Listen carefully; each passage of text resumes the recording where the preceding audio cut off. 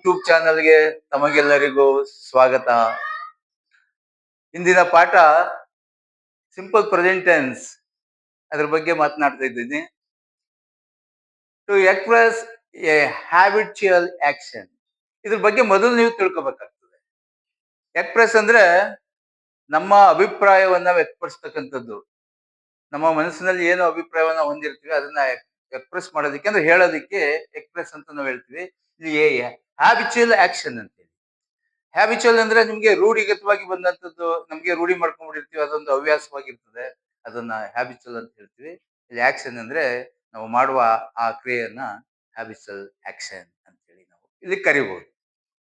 ಅದಕ್ಕೆ ಸಂಬಂಧಪಟ್ಟಂಗೆ ದಿನನಿತ್ಯ ನಾವು ಏನು ಹ್ಯಾಬಿಟ್ ಇರುತ್ತೆ ಅದನ್ನ ನಾನಿಲ್ಲಿ ವಾಕ್ಯ ರೂಪದಲ್ಲಿ ನಾನು ತಂದಿದ್ದೀನಿ. ಆ ವಾಕ್ಯವನ್ನ ನೀವು ಕನ್ನಡದಲ್ಲಿ ಅರ್ಥ ಮಾಡ್ಕೊಳ್ಳಿ. ನೀವು ಅದನ್ನ ಬಳಸಿ ಚೆನ್ನಾಗಿ ಇಂಗ್ಲಿಷ್ ಮಾತಾಡೋದನ್ನ, ಆ ಸಮಯ ಸಂದರ್ಭವನ್ನ ತಿಳ್ಕೊಳ್ಳೋದೇ ಬಹಳ ಮುಖ್ಯ ಇಂಗ್ಲಿಷ್ ನಲ್ಲಿ. ನಾನು ಹೇಳ್ತಾ ಇರ್ತೀನಿ ವಾಕ್ಯ ಮಾಡ್ಬೇಕಾದ್ರೆ, ನಾನು ನೌನ್ ಆಗಿಲ್ಲ ಪ್ರನೌನ್ ಆಗಿ ತಗೋತಾ ಇರ್ತೀನಿ, ಸಬ್ಜೆಕ್ಟ್ ಆಗಿ, ಮತ್ತೆ ವರ್ಬ್ ತಗೋತಾ ಇರ್ತೀನಿ, ಮತ್ತೆ ಅಬ್ಜೆಕ್ಟ್ ಕೂಡ ಅಂದ್ರೆ ಕರ್ಮಪದವನ್ನ ಕೂಡ ತಗೋತಾ ಇರ್ತೀನಿ. ಇಲ್ಲಿ ವರ್ಬ್ಸ್ ನಾನು ಮಾಡುವ ಕ್ರಿಯೆಯನ್ನ ಹೇಳ್ತಾ ಇರ್ತದೆ. ನಾನು ಆ ಕ್ರಿಯೆಗೆ ಒಳಪಟ್ಟಂತ ಕರ್ಮಪದ ಏನು ಅಂತ ನಾವು ತಿಳ್ಕೊತಾ ಇದ್ರೆ ವಾಕ್ಯ ರಚನೆ ಆಗ್ತಾ ಹೋಗ್ತಾ ಇರ್ತದೆ. ಆದ್ರೆ ಇಲ್ಲಿ ಸಂದರ್ಭಗಳು ಬಹಳ ಮುಖ್ಯ. ನಾವು ತಗೊಳ್ಳುವಂತ ವರ್ಬಿನಲ್ಲಿ ವರ್ಬಿನ ಆಧಾರದ ಮೇಲೆ ನಾವು ತಿಳಿಬಹುದು. ಐ ಡ್ರಿಂಕ್ಸ್ ನಿಮ್ಗೆ ಗೊತ್ತೇ ಇರ್ತದೆ, ನಾನು ಏನ್ ಡ್ರಿಂಕ್ಸ್ ಮಾಡ್ತೀನಿ, ನೀರ್ ಕುಡಿತೀನ, ಏನೋ ಪಾನಿ ಯಾವ್ದಾದ್ರು ಕುಡಿಬಹುದಲ್ವಾ. I drinks tea every morning. ಇಲ್ಲಿ ಪ್ರತಿ ದಿನ ಬೆಳಿಗ್ಗೆ ಅನ್ನೋ ಪದವನ್ನ ನಾನು ಇಲ್ಲಿ ಅಡ್ವರ್ಬ್ ರೂಪದಲ್ಲಿ ತಗೊಂಡಿದ್ದೀನಿ. ಅಡ್ವರ್ಬ್ ಬಗ್ಗೆ ಇನ್ನೂ ಹೆಚ್ಚಾಗಿ ಮಾತಾಡಕ್ ಆಗಿಲ್ಲ, ಮಾತಾಡ್ಕೊಂಡು ಹೋಗ್ತೀನಿ ಇನ್ ಮುಂದೆ. ಈ gets every day at 5 o'clock. At 5 o'clock ಬಗ್ಗೆ ನಾನು ಮಾತಾಡಿದ್ದೀನಿ. ಎಟ್ ಅಂದ್ರೆ ಏನು ಅಂತ ಹೇಳಿ ಅಲ್ಲಿ ಪ್ರಿಪೋಸಿಷನ್ ಆಗಿ ತಗೊಂಡಿದ್ದೆ. ಇಲ್ಲಿ ಅದು ಕಾಲ ನಿರ್ದೇಶನ ಮಾಡುತ್ತೆ.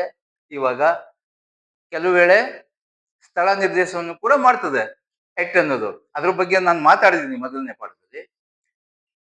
ಈ gets every day at 5 o'clock ಅಂದ್ರೆ ಬೆಳಿಗ್ಗೆ ಅವನು ಪ್ರತಿದಿನ ಎಚ್ಚರವಾಗ್ತಾನೆ ಮಲಗಿದ್ದ ಜಾಗದಿಂದ ಅರ್ಥವನ್ನು ಕೊಡುತ್ತೆ. Your watch keeps good time.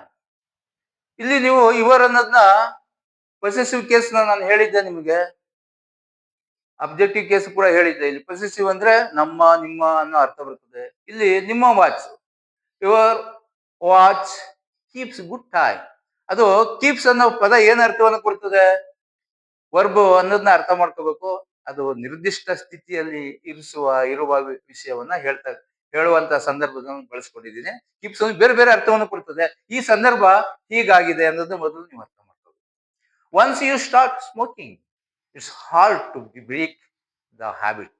Habit ಅಂದ್ರೆ ನಾನು ಹೇಳಿದ್ದೆ ಇಲ್ಲಿ ದಿನನಿತ್ಯ ನಮ್ಮ ರೂಢಿ ಇರ್ತಕ್ಕಂಥ ಹ್ಯಾಬಿಟ್ ಅಂತ ಹೇಳ್ತೀವಿ. ಅದೇನೇ ಪಾಠವನ್ನು ತಗೊಂಡಿದ್ದೀನಿ ನಾನು ಸಿಂಪಲ್ ಪ್ರೆಸೆಂಟ್ ನಲ್ಲಿ. ಇಲ್ಲಿ ಸ್ಮೋಕಿಂಗ್ ಮಾಡೋದನ್ನ ನಾನು ಒಂದ್ಸರಿ ಕಲ್ತ್ರೆ ಒಮ್ಮೆ ಯು ಸ್ಟಾರ್ಟ್, ಇಲ್ಲಿ ಯು ಬದಲು ನಾವು ಐ ತಗೋಬಹುದು, ನಾನು ಅಂತ ಆಗ್ತದ. ಇಲ್ಲಿ I start smoking it's hard to break the habit. ನಾವ್ ಏನೇ ಹ್ಯಾಬಿಟ್ ಮಾಡಿದ್ರೆ ಅದನ್ನ ಮುರಿಯೋದು ಅಂದ್ರೆ ಅದನ್ನ ಬಿಡೋದು ತುಂಬಾ ಕಷ್ಟ ಆಗ್ತದೆ ಅನ್ನೋ ಅರ್ಥವನ್ನು ಇಲ್ಲಿ ಕೊಡ್ತಾ ಇದೆ. I found it very hard to express what I felt about him. ಇಲ್ಲಿ ಹಿಮ್ ಬದಲು ಯು ತಗೋಬಹುದು, ಹರ್ ತಗೋಬಹುದು, ಅವಳು ಅಂತ ತಗೋಬಹುದು, ಇನ್ನೊಬ್ಬ ನೀನು ಅಂತ ತಗೋಬಹುದು ಹಿಮ್ ಬದಲು. ಇದ್ರ ಬಗ್ಗೆನೂ ತುಂಬಾ ನಾನು ಮಾತಾಡ್ತೀನಿ ನೆಕ್ಸ್ಟ್ ಪಾಠದಲ್ಲಿ. ಇವಾಗ ಸಂದರ್ಭ ಇದೆ, ಹೇಳ್ಕೊಂಡು ಹೋಗ್ತಾ ಇದ್ದೀನಿ, ಅರ್ಥ ಮಾಡ್ಕೊಳ್ಳಿ. I find it very hard to express what I felt about him.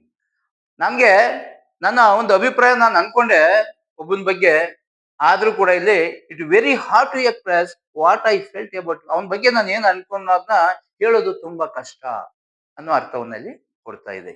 Do you mind if I smoke? Do you mind I smoke?